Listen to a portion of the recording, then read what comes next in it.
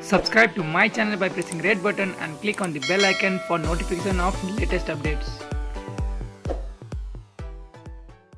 लाई वितरण गरिएको, दाल चामलमा पक्षपात गरिएको, कुहिएको खाद्यान्न वितरण गरिएको, संघीय सरकारको एकद्वार प्रणाली विपरीत सत्तापक्षका सांसदहरू आफ्नो नातागोटालाई चामलको बोरा वितरणमा लागेको, सरकारबाट खरिद स्वास्थ्य उपकरणमा भ्रष्टाचार भएको, स्वास्थ्यकर्मीलाई समयमा पिपिई उपलब्ध नगराइएको, निजी अस्पतालमा साधारण बिरामीको उपचार नगरिएको जनगुनासोबारे सरकारले एउटा श्वेत पत्र जारी गरी त्यसका दोषीमाथि कारबाही गर्नु आवश्यक छ।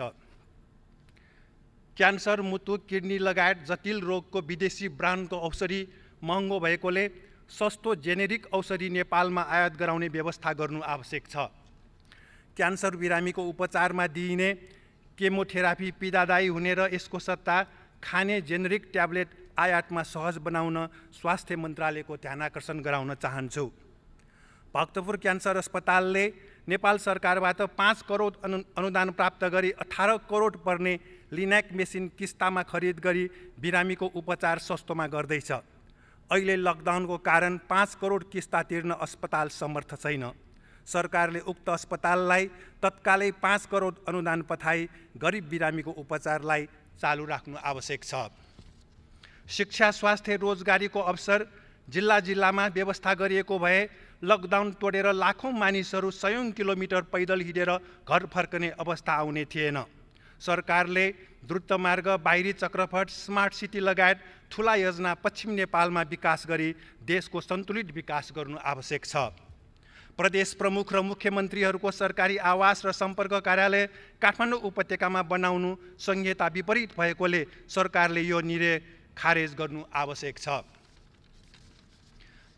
नेपाल भारत सीमाको कारण कोभिड-19 समेत एक अर्को देशमा सर्दैछ।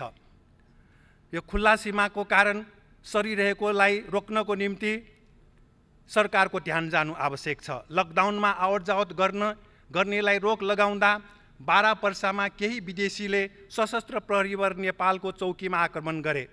दुवै देशको हितको निम्ति नेपाल सरकारले खुल्ला सीमा बन्द गर्न कूटनीतिक पहल गर्नु आवश्यक छ। भारत लगायत तेस्रो देशको रोजगारीमा गएकाहरू यो लकडाउनको समयमा नेपाल फर्कन चाहेमा उनीहरूको स्वास्थ्य परीक्षण र क्वारेन्टाइनको व्यवस्था गरी नेपाल फर्कने व्यवस्था गर्नु आवश्यक छ। नेपालीलाई स्वदेशमै रोजगारीको व्यवस्था नगरी वैदेशिक रोजगारीमा पठाउने र देशलाई रेमिटेन्समा निर्भर गराउने मन्त्री, अधिकारी र म्यान पावर कम्पनीहरूलाई पनि जिम्मेवार बनाइनु पर्दछ। पर्यटन क्षेत्रका मजदुरहरूलाई वैकल्पिक रोजगारीको व्यवस्था गर्न अब विलम्ब गर्नु हुँदैन। कृषि उत्पादन बढाउन सरकारको ध्यान जानु आवश्यक छ। संसदका सांसदहरू र कर्मचारीहरूको पीसीआर विधिबाट खकार सिङ्गान लिएर कोरोना परीक्षण गरियो, तर रेड जोनकै जनताको कोरोना परीक्षण गर्न किट्स अभाव रहेको दुःखद समाचार प्रकाशित भएको छ। WHO मापदण्ड अनुसार सबै नेपालीको पीसीआर विधिबाट कोरोना परीक्षण गर्नु आवश्यक छ। आरडीटी विधिबाट रगत जाँच भरपर्दो नभएको हुँदा बन्द गर्नु आवश्यक छ। सभामुख महोदय, संसदलाई छलेर अध्यादेश जारी गर्ने सरकारको प्रजातन्त्र विपरीत कामको विरोध एवं भर्त्सना सर्वत्र भयो र फिर्ता पनि भयो। सरकारमा गएका पार्टीहरूको भागबन्दाको कारण यो अराजकता उत्पन्न भएको हो।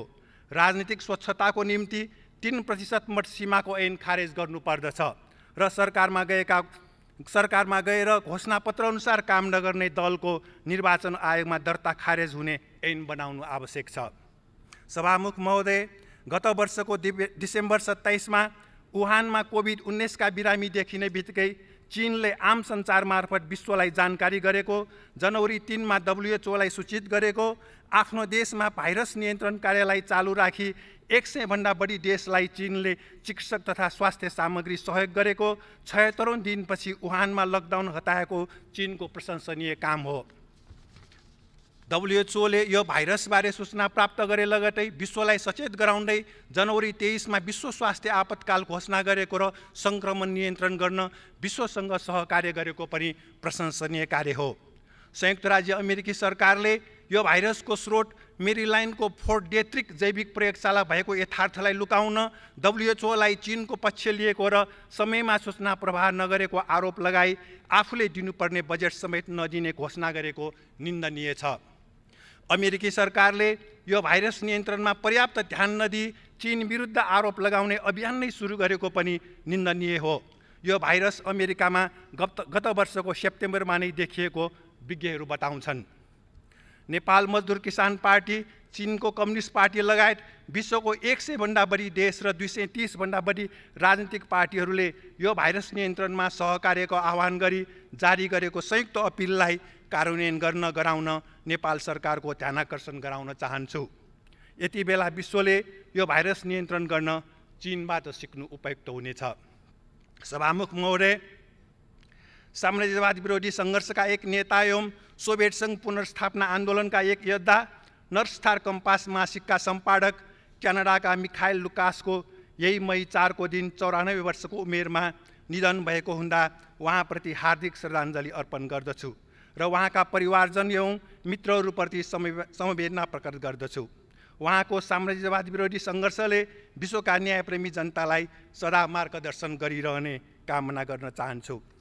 सभामुख महोदय, नेपाल मजदुर किसान पार्टीको तर्फबाट म यो छैटौँ अधिवेशनमा देश र जनताको हितमा समाजवाद उन्मुख नीति र बजेट पारित हुने अपेक्षा गर्दछु।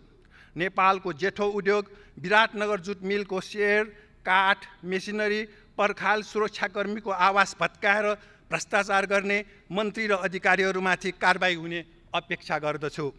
यही अवस्थामा सरकारको नेतृत्व फेरिँदैमा मौलिक परिवर्तन हुने छैन र सांसद अपहरण जस्ता अपराध बरोबर दोहोरिनेछ। धन्यवाद।